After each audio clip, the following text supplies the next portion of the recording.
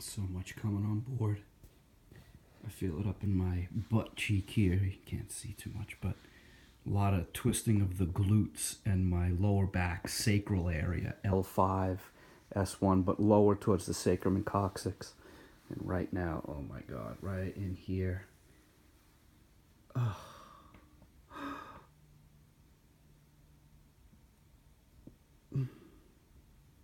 It's coming on board. It tore up in here. And it was my IT band, and now that's coming back on board. But the disfigurement of the knee is amazing over time.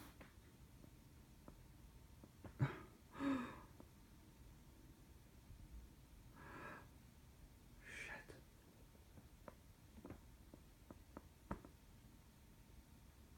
Oh, God.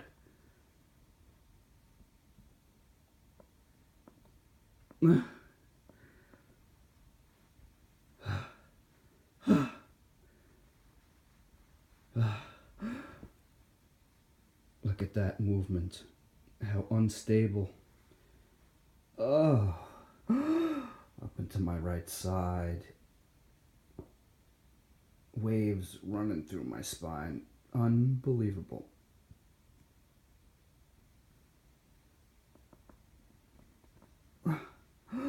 Oh.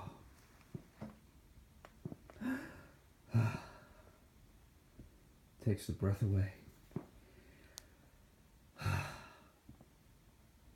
Oh, now the whole thing wants to stretch down.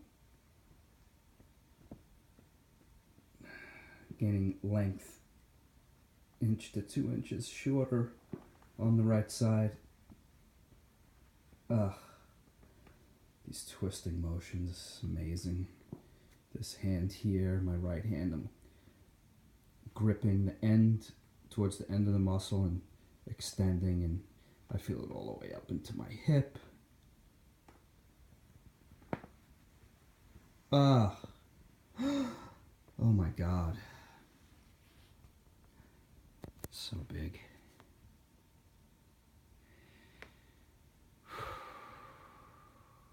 Made a big adjustment now.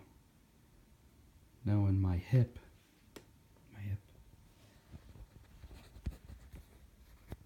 My abdomen. As I sit here, I feel it in my abdomen now. Along my thigh, hip, thigh, and knee, this large adjustment took place, right? Now I'm sitting here and kind of rocked onto my left side.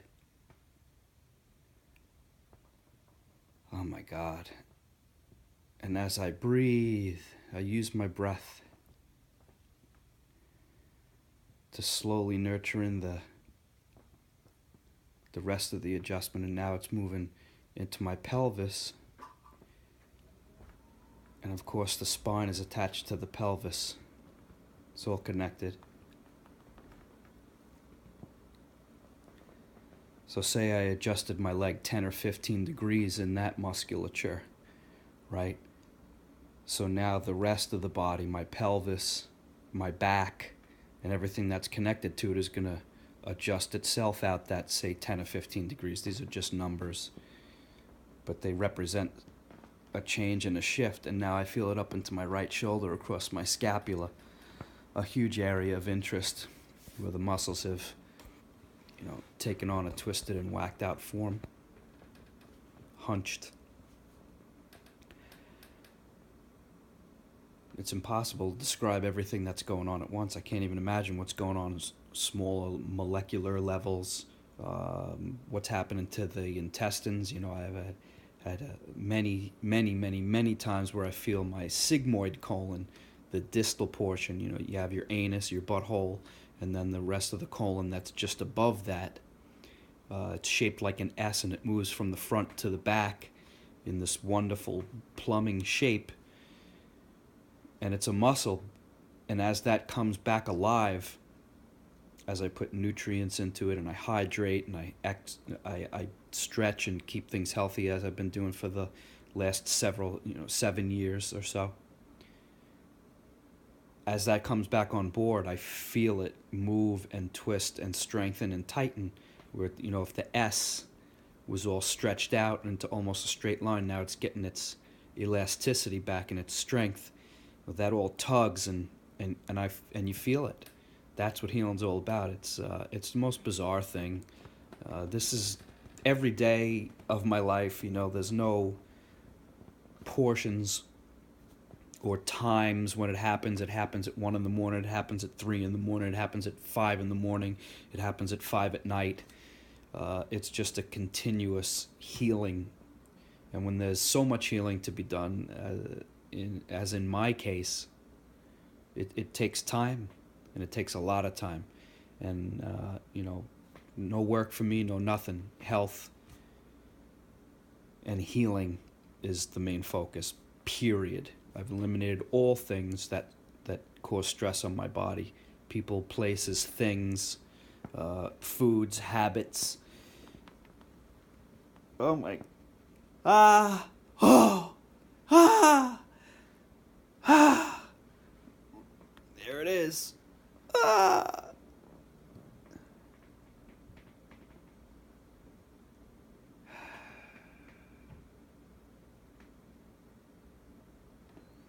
Now breathe in. And let the lungs do what they're supposed to do. Expand. And expand the whole body. Up into my right shoulder. Wow. Oh. Ah. Ah. A stretch. Ooh. You wouldn't believe it. As it unravels, the muscles unravel, things that have been tight, God knows for how long, decades. But as they unravel, and it is an unraveling feeling, you got to understand it was something that was like this. And when it opens up, it allows the energy to flow. It allows blood to flow. If your vein or vessel in your body was this big, and it gets stretched out and twisted, and all of a sudden it's this big, and it's only, say, letting through 50% of what was supposed to go through, all of a sudden it opens up for that moment, and it's letting 20, 30, 40, 50% more go through. This rush is unbelievable, right?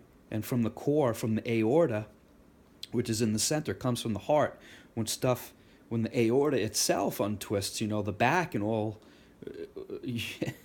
when all the internal organs in the back are twisted, which all of us are, and tense, it restricts the blood flow and the energy, electric flow. And when that opens up, it's sending blood and oxygen and all this stuff to the rest of the body that hasn't got it at that rate. And all the good nutrients and all the good stuff have been putting them in my body, and taking away all the bad stuff, cigarette smoke and chemicals from bad food and poisons and all that shit. When all these things go together and you get this rush of good stuff going to body parts, what's the implications there? Things that possibly, number one, I never had the good nutrition going in my body, right? And now I do for several years now. And then the big rush, the amount of it, it's like opening up the hose or the hole getting bigger, and then larger amounts of this good stuff get to flow where it's supposed to go. What's the implications of that? It's huge. And this is on a 50, 51-year-old body. I'm glad I'm taking these handful of years to heal, right?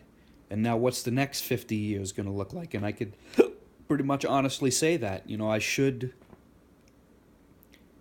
outlive what I was destined at an unhealthy direction. I should live a lot more than that. And honestly, in comparison to the average person who's obese and on medications and has, the cancers and the high blood pressure and pre-Alzheimer's and diabetes and all the shit, heart disease, all that stuff, eliminating all that stuff, I really, really should. Statistically, just common sense, 1 and 1 is 2. 2 minus 1 is 1. I should live a healthier, more comfortable life than the average human. I ain't better, and I sure as hell ain't worse. Just saying what's so. I look forward to that. Man, is my body going nuts right now.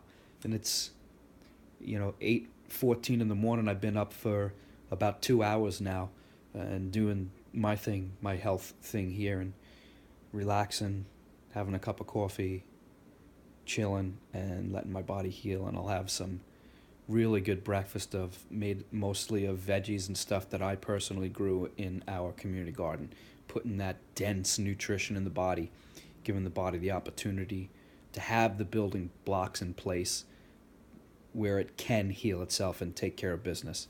It's what it does. The body has its own intelligence. We have to get out of the way and stop hurting it and develop a relationship between our mind and our body where they trust each other.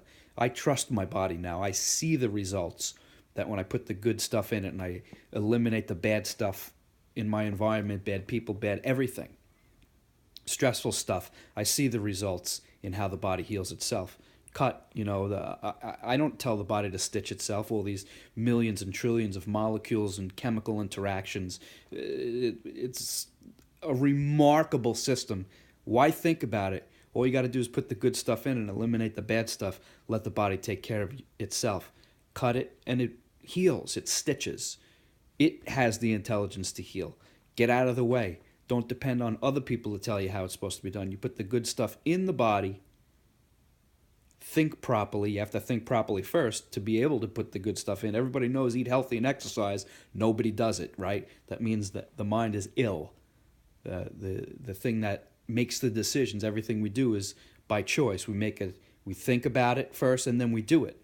All the bad stuff, all the good stuff, right? So the mind is unhealthy, but you don't want to admit that. See, I know that, and I'm in the healing process of my mind, 10, 12 years into it now.